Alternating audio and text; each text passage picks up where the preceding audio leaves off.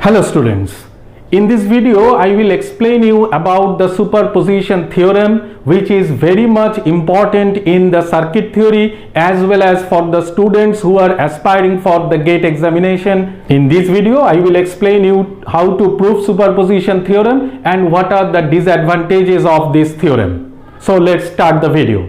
If you are a new visitor to this channel, please subscribe the channel and press the bell icon just to ensure that whenever a new video is posted here in this channel, you will get it as soon as possible. So let's over to the video.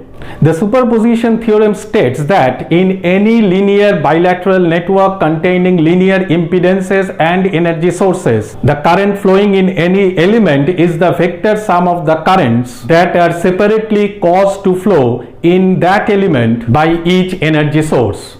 So this is the statement of the theorem. Let's prove the theorem. Now to prove the theorem, let us consider this simplified T network which comprises of three impedances Z1, Z2 and Z3 and two energy sources E1 and E2.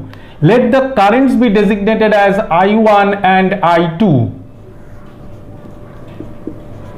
Now I can write the mesh equations as E1 equals to I1 into Z1 plus Z3 plus I2 Z3. Let it be equation 1, and E2 equals to I2 into Z2 plus Z3 plus I1 Z3, and this is our equation 2.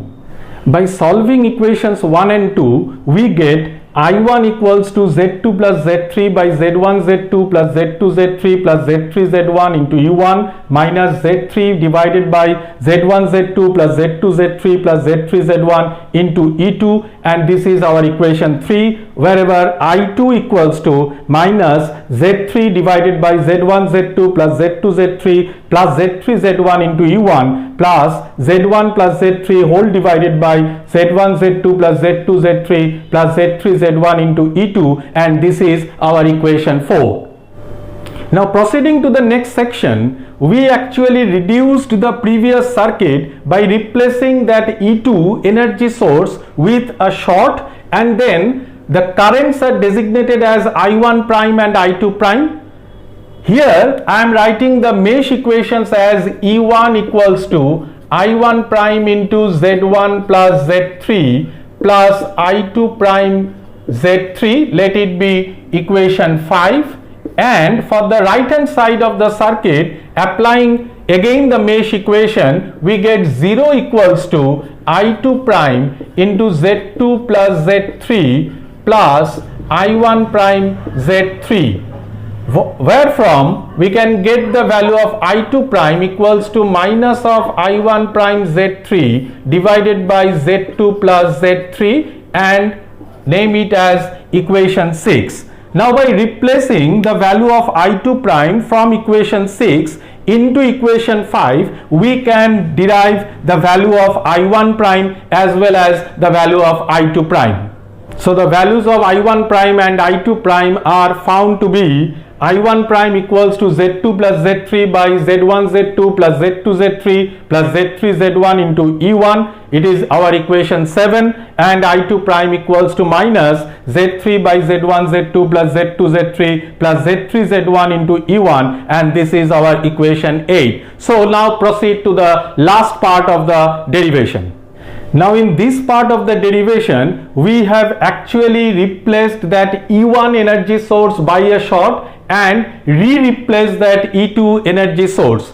Again writing the mesh equations as 0 equals to I1 double prime into Z1 plus Z3 plus I2 double prime into Z3, from which I2 double prime will be minus I1 double prime into Z1 plus Z3 divided by Z3, and applying mesh equation in the right hand side of the circuit, we get E2 equals to I2 double prime into Z2 plus Z3 plus I1 double prime into Z3. These are equations 9 and 10.